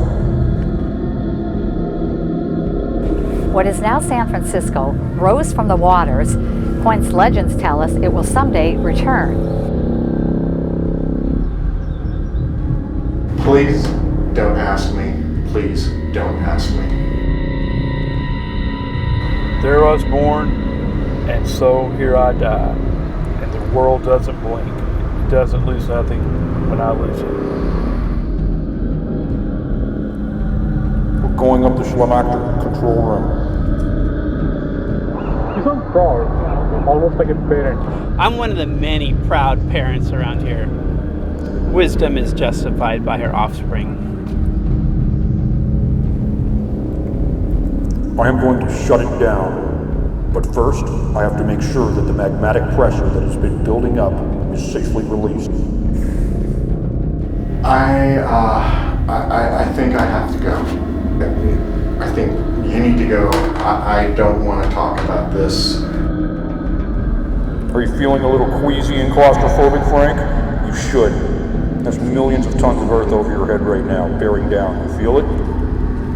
We're really close now. What about the intruder? The intruder? Oh, he's being dealt with already. That's not really my department. Going to the mantle, Frank. That's why it's hotter. With this revealed truth about our cosmic fate in the cosmic plane, the Vortexians claim to live for the only real, lasting, solid thing we can count on in this world. The only thing we can ever truly share with others, or the cosmos, which harmonize our best final condition. We've almost made it. We are now 2 miles below sea level. Can you feel the pressure in your ears? Oh, that is being dealt with. That's not my department, though. That's being dealt by some higher-ups. Leave the transponders in the halls and stairwells on the way back.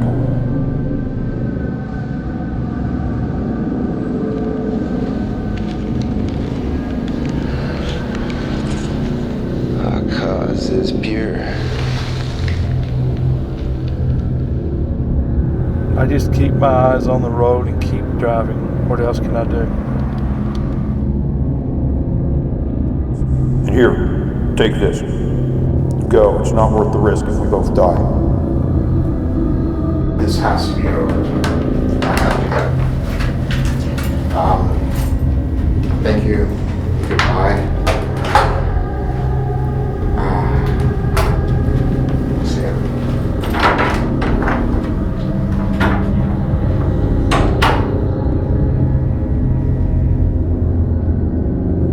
If I don't emerge by sunrise, go to the safe house I told you about. Only trust the mistrusting. You'll be okay once this is all online. Вы достали? Американцы отстой. Заставляете меня лгать, и за эту ложь вы должны платить больше. Я надеюсь, вы осознаете, какой размер за... Go on. You've got to ditch me. Get out of here. That's your mission now, spreading the word. This is my fate. I see that now. Life is short, but art is long. Oh, you want this? Yeah. Yeah, you can have it. We got pretty much everything off of it we could use.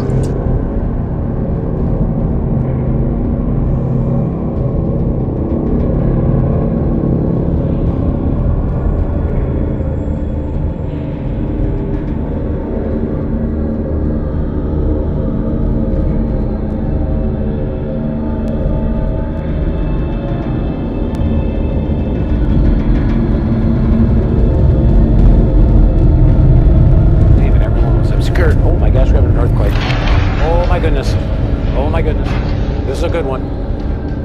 All right. That was a good one. That was a big one.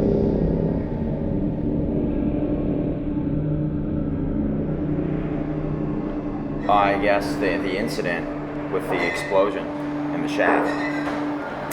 We are still investigating, but at this point it seems pretty clear that Snodgrass was acting alone.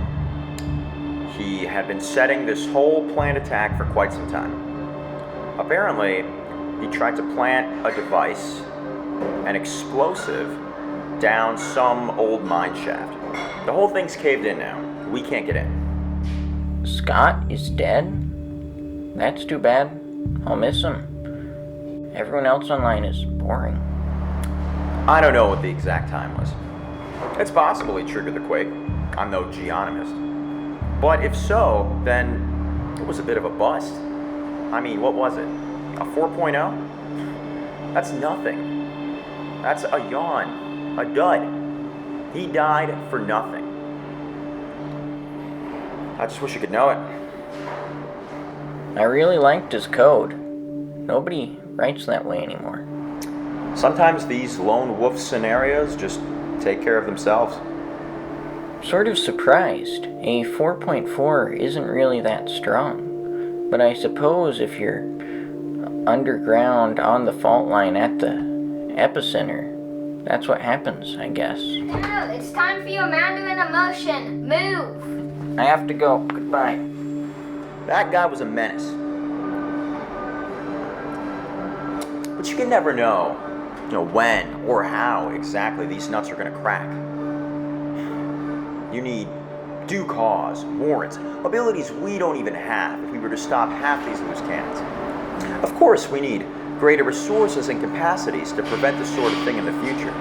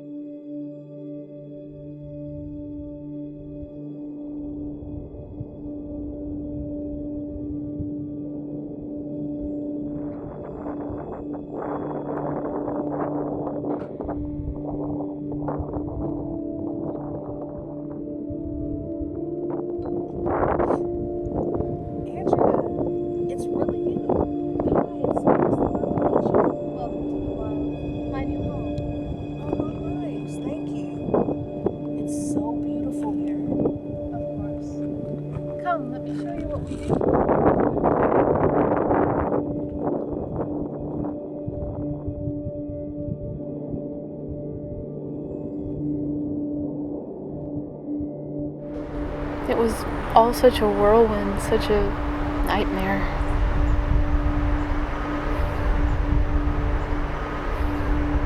Yes, all staged, fake. I was just so desperate, I didn't know what else to do.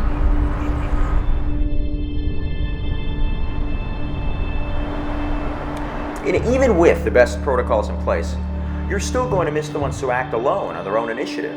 I thought seeing evidence that we were doing nothing wrong, that we had nothing to hide, might convince him to channel his energies towards something more positive, towards some real problems.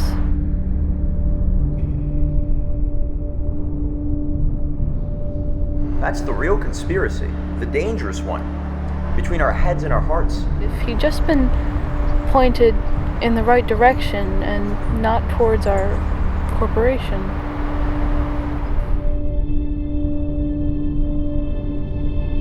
It's a tragedy. Sure, no doubt. A head-shaking shame. When I disclosed parts of our financial records, he just found everything strange.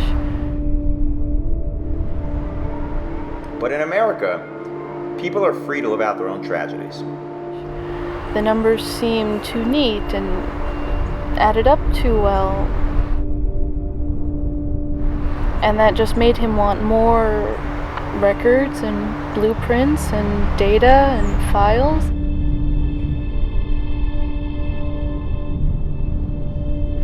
He completely trusted me and bore me no ill will as long as I kept giving him information.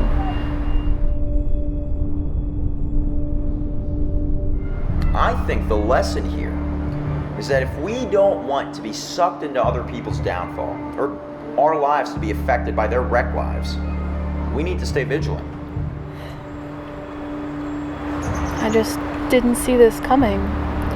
I guess for some there just can't be any rest in the end.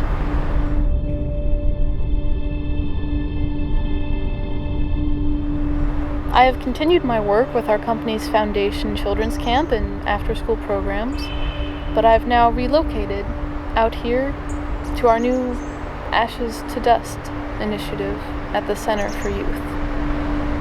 It's very peaceful here.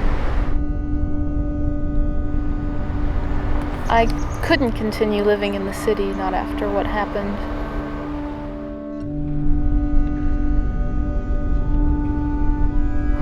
We embraced the bare, unmasked truth and celebrated instead of crouching, lashing out, and busying ourselves with fear.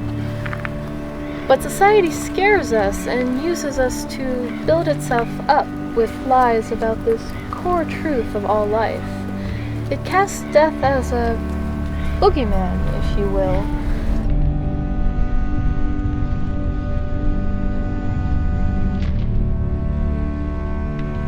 Like we're born in a trap, sort of. In a way, perhaps, if there were a way out. The rhythms out here are just different, and it's much easier to stay within yourself and stay within the moment. It really is a beautiful location and wonderful facilities. We have been very blessed in all things, in our opportunities and in our sponsors. But it's for the children, you know. It's very nature-based, what we're trying to do here. Nothing unnatural. It's like we can't even help to lie, even to ourselves, when we think we're telling the truth. Yes. Society requires people to flee the truth. Our work is so important and fulfilling. I can't wish for a better life and hope these kids and everyone will one day have the same opportunity. I mean, this is our highest purpose, our true calling in life, to help others so they are equipped to do the same.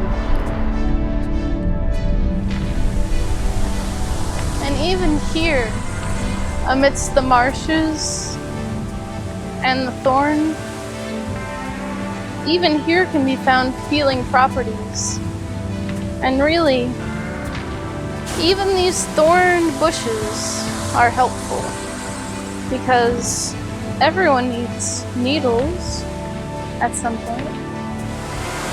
Existence really doesn't need to be more than that. Society with others, with mankind, turns us against our true selves in an attempt to bring the divine reason itself under the dominion of sense and reason.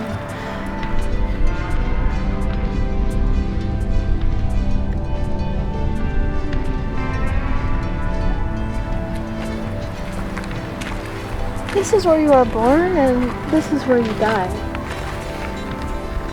It is nothing.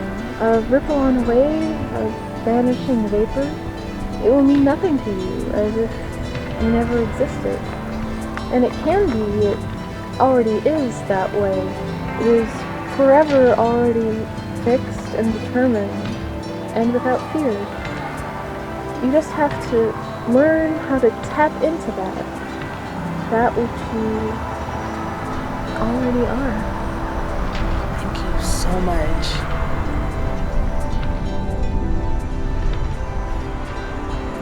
It's all an ongoing, interconnected miracle, you know? Every moment.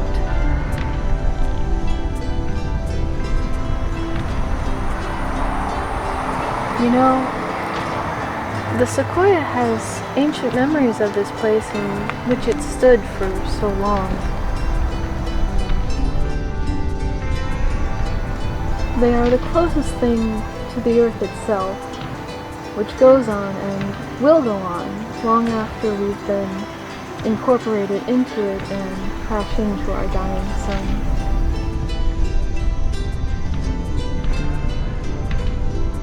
To be returned, recycled, and purified and preserved forever.